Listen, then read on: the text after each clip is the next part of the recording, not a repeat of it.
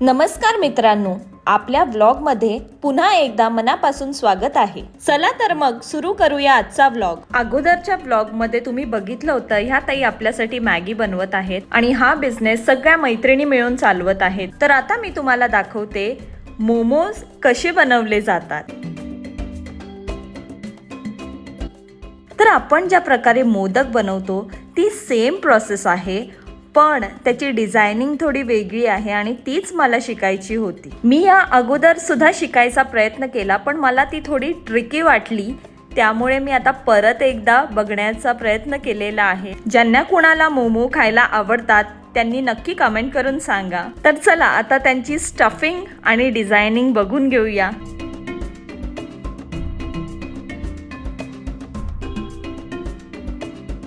तर बघितलं ना, त्यांनी किती फास्ट आणि अगदी सोप्या पद्धतीने त्याला शेप दिलेला आहे, पण ते आपल्यासाठी थोडं ट्रिकी आहे. तर इकडे खूप थंडी आहे आणि एकाकडे मनूची गरमागरम मॅगी आलेली आहे. इकडे फिरायला आल्यावर लहान मुलांची तर खूप मजाच आहे, कारण पूर्ण टाइम स्नॅक्स खायला भेटतात. इथे थंडी असल्या कारणामुळे सतत काहीतरी गरम खाऊसं किंवा पिऊसं वाटतं. तर चला आता आम्ही आमचा ब्रेकफास्ट उरकतो आणि मग आपण निघूया.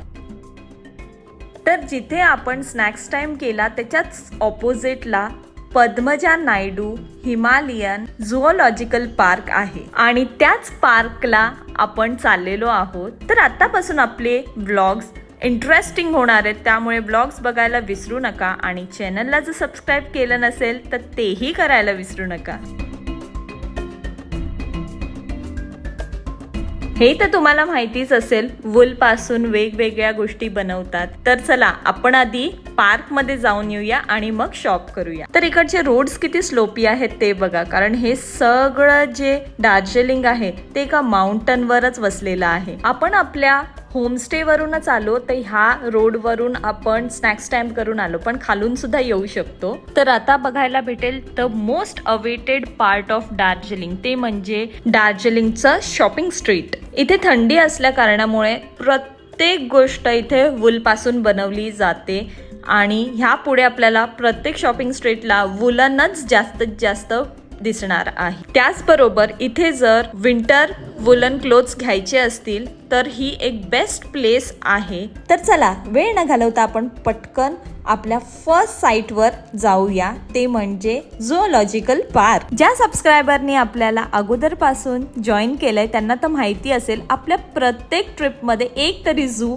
असतेच असते. तर आता इथे झूच्या दिशेने जाणारे साइन बोर्ड्स सुरू झालेले आहेत, ते सुद्धा किती छान प्रेझेंट केलेले आहेत ते बघा. आता मी तुम्हाला दाखवते आपण किती वर आलेलो आहोत आणि गाडी सुद्धा आपण घेऊन येऊ शकलो असतो, बट आपण ती पार्किंगला पार्क केलेली आहे. तर आता आपण अजून थोडं पुढे आल्यानंतर आपल्याला मेन एंट्रन्स दिसायला लागला. तर हा आहे ह्या झुऑलॉजिकल पार्कचा main entrance. Padmaja Naidu Himalayan zoological park ही दार्जिलिंग मध्ये वेस्ट बेंगाल मध्ये लोकेटेड आहे. India's largest high altitude zoo म्हणून ओळखली जाते. लेफ्ट हँड साइडला ही जी लाईन आहे ती तिकीट काउंटरची लाईन आहे.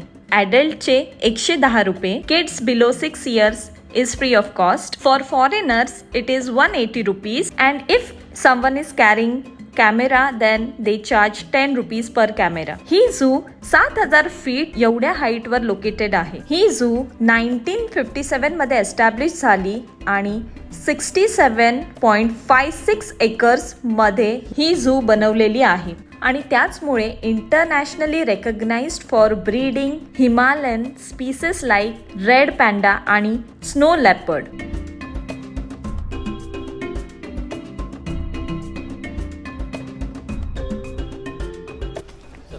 आता आपण रेड पॅन्डा बघायला चाललेलो आहोत. सो इथे रेड पॅन्डा आपल्या जवळूनच बघायला भेटते. दिसली का ते बघ.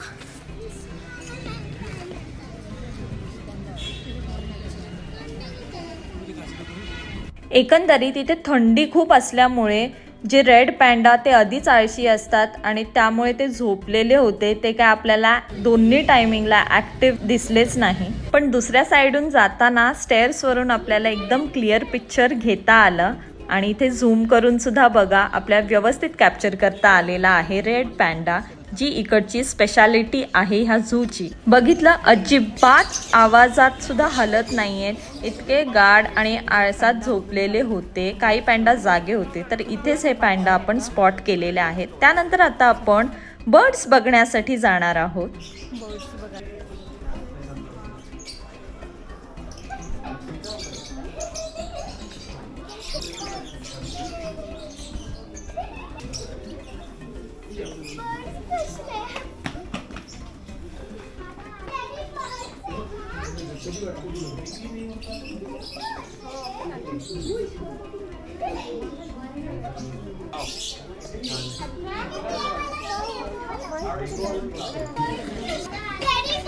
हे बघ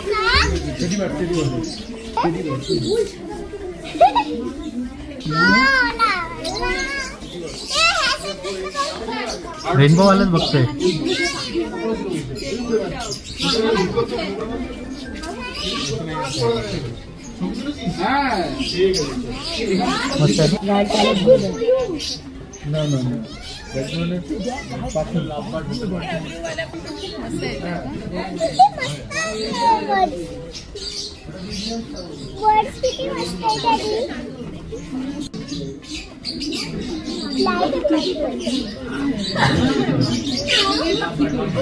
तर इथे ह्या दोन बर्ड्स खूपच स्पेशल मोमेंट्स आपल्याला कॅप्चर करायला भेटले. ब्लॉग आवडत असतील तर प्लीज फॅमिली आणि फ्रेंड्स सोबत शेअर करायला विसरू नका.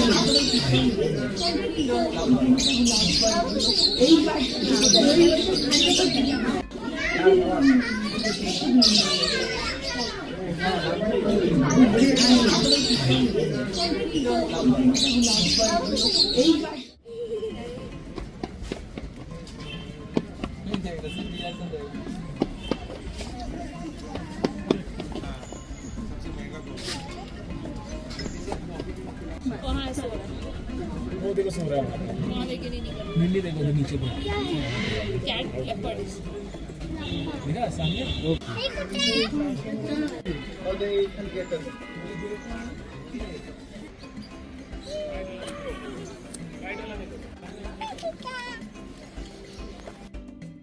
तर चला आता आपण फिश ॲक्वेरियम मध्ये एंटर करणार आहोत.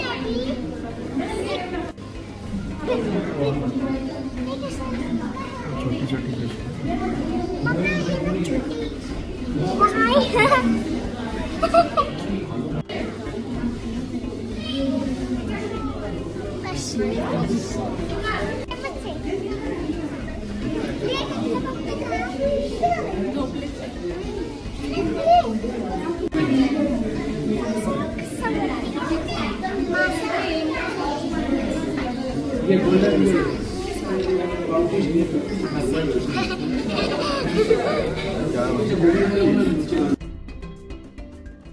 तर आता आपण पॅरेट्स बघायला चाललेलो आहोत.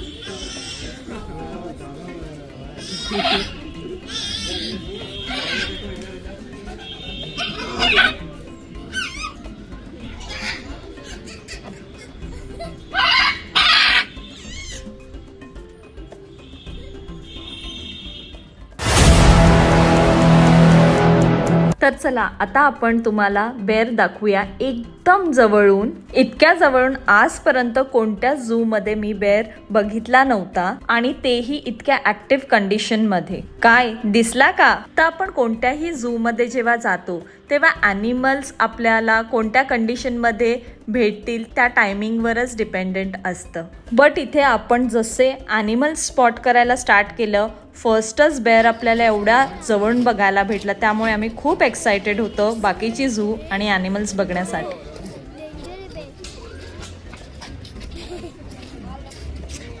स्ट्रॉन्ग है ना.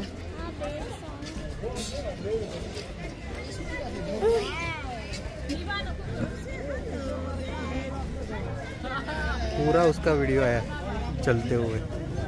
अरे तो मग खाली पण आहे. हो नीचे वो असेल.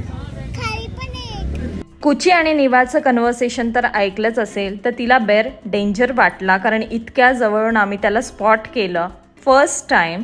खूपच छान एक्सपिरियन्स होता.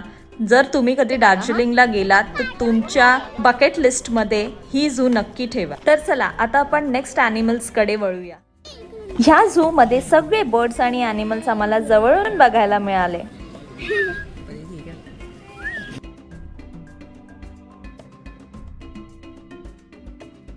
झू खूप मोठी होती आणि त्याच पुढे होतं झूमधले जे ॲनिमल्स असतात त्यांच्या लेदरपासून कोणत्या कोणत्या वस्तू बनवल्या जातात किंवा त्यांच्या लेदरचा कसा वापर केला जातो, अगदी एन्शियंट टाईमपासून किंवा बर्ड्सचे जे काही स्पीसेस होते ते सगळे आपल्याला बघायला भेटले. पण तिथे कॅमेरा अलाउड नव्हता, ते म्युझियम होतं. आणि हे झाड बघा ना किती उंच आहे. कॅमेरा मी वरपर्यंत फिरवत होते इथे तर मी नोटीस केलं खूपच टॉल ट्रीज होते. हिमालयन माउंटेनिअरिंग इन्स्टिट्यूट सुद्धा आहे. तर चला आतमध्ये जाऊन बघूया इन्स्टिट्यूट आणि म्युझियम कसं आहे ते. आणि इथे काही स्पोर्ट्स ॲक्टिव्हिटीज सुद्धा आहेत. आपण केल्या नाही कारण ह्या अगोदर आपण ॲडव्हेंचर पार्कला ह्याची मजा खूप घेतली होती. हे जे लेफ्ट हँड साईडला दिसतंय ते आहे हिमालयन माउंटेनिअरिंग इन्स्टिट्यूट. ते आपण लहानपणी सिनरी पेंटिंग ड्रॉइंगच्या बुकच्या वरती बघायचो, असंच हे दृश्य दिसतंय ना. इथे जाऊ नाही शकत, जाऊन घेऊन ना.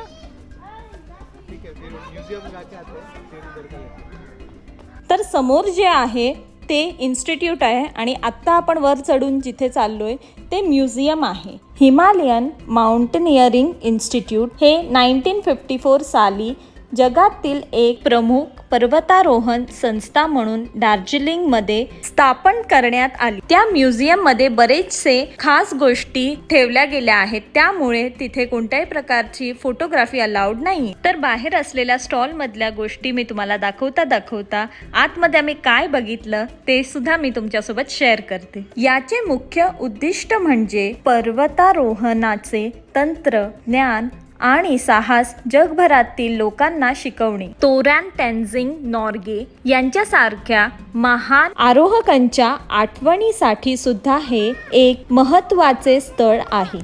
या म्युझियममध्ये 3 मेन सेक्शन आहेत. माउंटेनिअरिंग हिस्ट्री सेक्शन ज्यामध्ये डिस्प्ले केलं जाते हिमालयाजमध्ये क्लाइम्बिंगसाठी कोणते इक्विपमेंट्स वापरले जातात. नेक्स्ट आहे एव्हरेस्ट सेक्शन, त्यामध्ये इन्फॉर्मेशन प्रोव्हाइड केली आहे ज्यामध्ये successful ascents of Mount Everest in 1953 आणि त्याचसोबत क्लाइंबर्सचे एक्सपिरियन्सेस सुद्धा शेअर केले गेले आहेत. आणि थर्ड म्हणजे त्यांचं लाईफ सेक्शन ज्याच्यामध्ये नॅचरल ब्युटी, कल्चर आणि लाईफस्टाईल त्या क्लाइंबर्सची दर्शवलेली आहे. तर आता आपण येऊन पोचलेलो आहोत इन्स्टिट्यूट जवळ. तर ह्याची इन्फॉर्मेशन मी तुम्हाला पुढच्या व्लॉगमध्ये देते. आजचा प्रवास, आजच्या आठवणी सगळं तुमच्यासोबत शेअर करून खूप छान वाटलं.